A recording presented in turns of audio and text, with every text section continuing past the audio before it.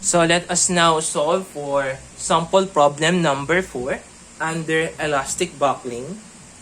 So we have a welded plate girder has a depth of 1612.5, base of the flange 400, thickness of the flange 31.25, and thickness of the web na 16 mm with a yield stress of 276 megapascal.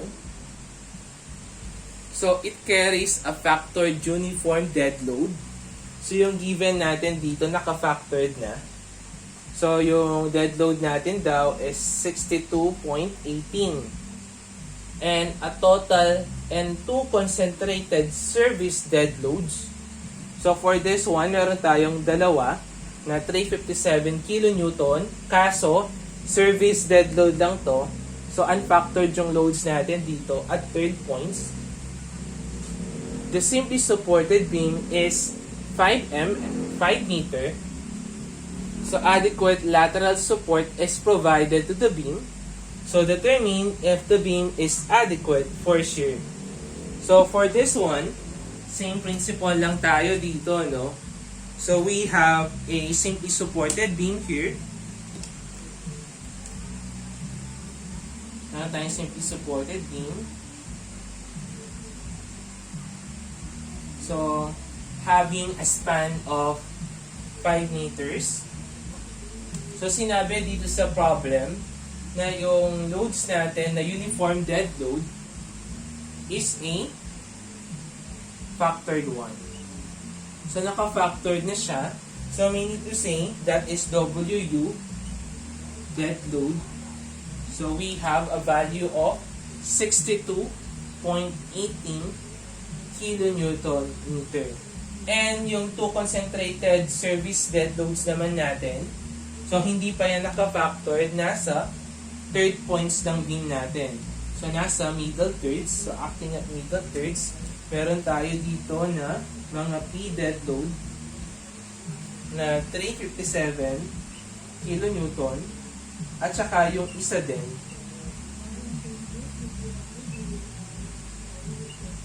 So, we're going to investigate kung kaya ba ng section natin, ng welded plate girder natin, na i-carry yung mga loads na given natin.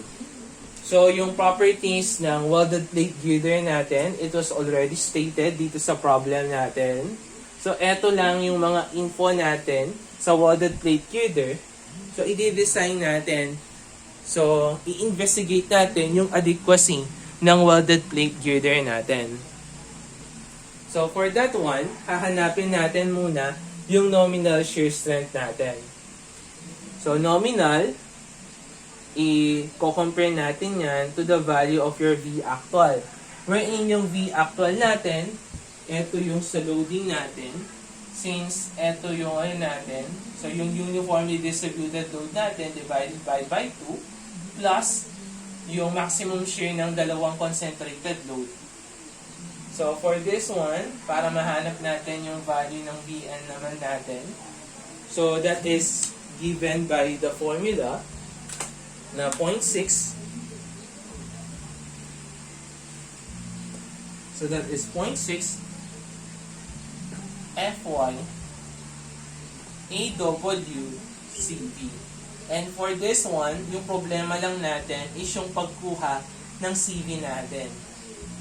Since we have a built-up section, so kunin muna natin siyempre yung H over TW natin. So for this one, sa pagkuha ng H natin, so gagamitin natin D minus 2TF. Kasi nga, wala tayong given na K-design dito. So we will just assume na we will just assume dun sa thickness ng flange natin. So we'll just assume na from this one hanggang dito, yun yung value ng H natin. So yung given na D, so yung D natin dito, that is yung 161. 12.5 minus 2, thickness ng flange natin, that is 31.25. So we will have a given na age which is equal to 1,550.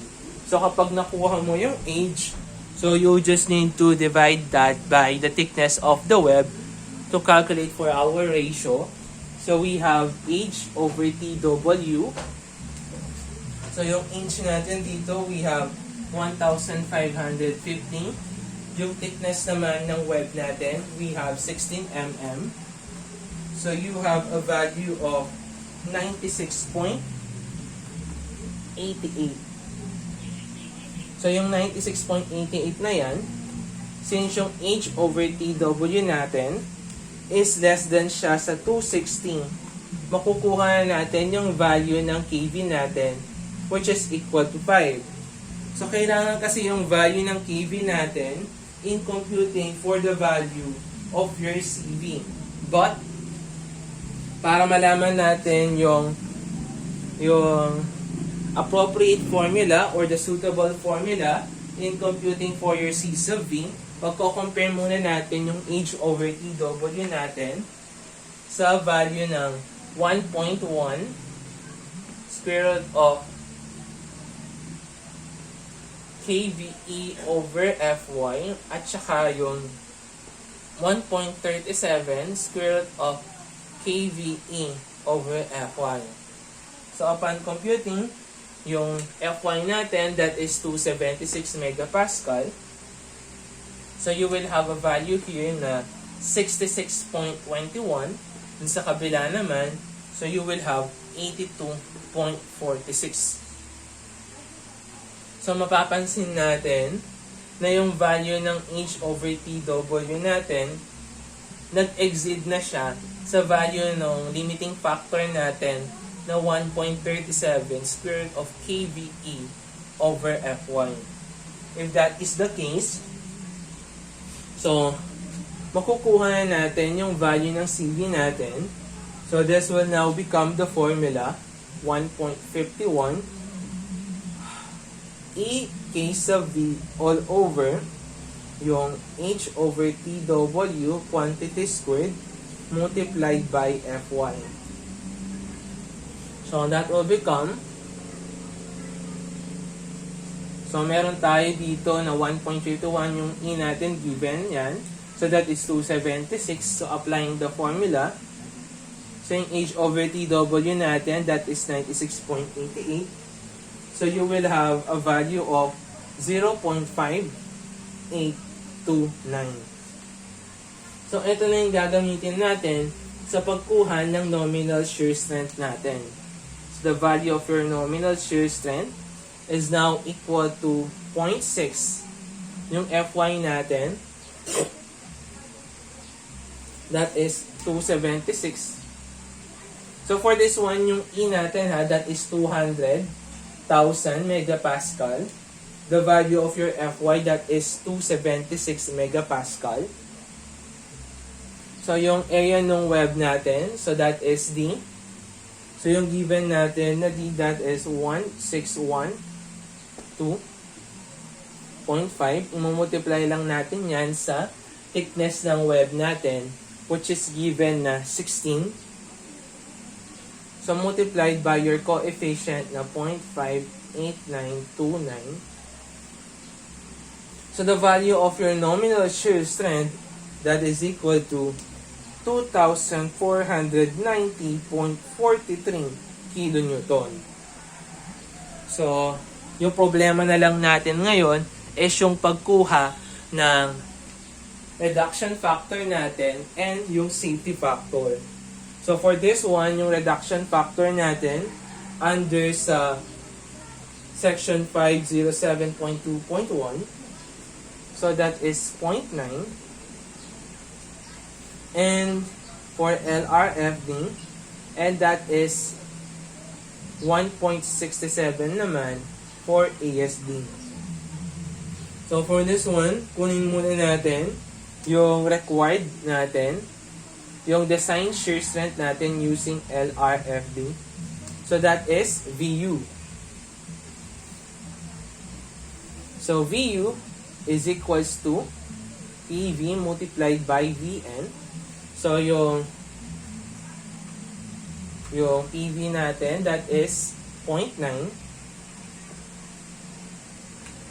So multiply lang natin yan by 2,490. So you will have 2,241.387 kilonewton. So, i-compare natin yan to the value of your V actual. Kaso for this one, yung value ng W mo, since factored na it carries factored uniform dead load, so hindi na tayo kukuha pa dyan ng factored, no? So, as it is, kasi sinabi sa problem na factored dead load na agad-agad. And wala naman tayong given na live load. So, makukuha natin yung V actual natin. So, that is WL over 2, 62.18. Yung L natin, that is 5 over 2.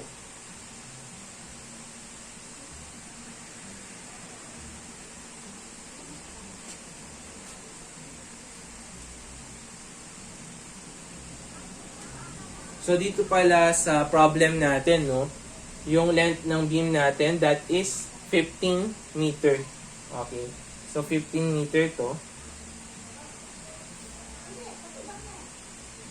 So, you will have plus, kaso dito sa problem, no, sinabi dito, oh, 2 concentrated service dead load. So, meaning to say, unfactored pa yung 357. So, multiplied by 1.2 multiplied by 357. So, you will have a value of your V actual which is equal to 894.75 kilonewton. So, pagko-compare natin yan, yung dalawang yan, since etong 2,000 plus, mahamak na mas mataas naman siya sa 800 plus, so therefore, adequate yung section natin sa shear. So, next naman, using naman ASD, so, we're going to calculate for the value of your allowable shear strength. So, yung nominal, you just need to divide that by a factor of safety. And for this one, yung factor of safety natin, that is equal to 1.67. So, the value of your allowable shear strength, so that is equal to 1,491.28 kilonewton. So, compare natin yan to the value of your V actual. Kaso nga lang, di ba, in computing for your V actual, kapag ASD, dapat yung mga loads mo is unfactored. So, kapag walang sub-U, yung walang subscript na U, yung W natin, meaning to say, dapat naka-service load dyan. Since naka-factored yung load natin na 62.18, i-divide natin yan by 1.2 para maging service load siya. So, yung value ng W na gagamitin natin dito, that is equal to 51.82 kilonewton meter. So, makukuha natin yung value ng V actual natin. So, we have 51.82 multiplied by 15 divided by 2 plus yung value ng concentrated dead load natin na 357. So, yung V actual natin, that is equal to 745.65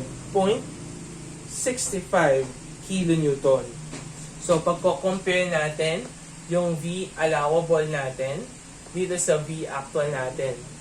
Since mataas yung value ng VA natin to the value of your V actual, so meaning to say, adequate yung section natin considering shear.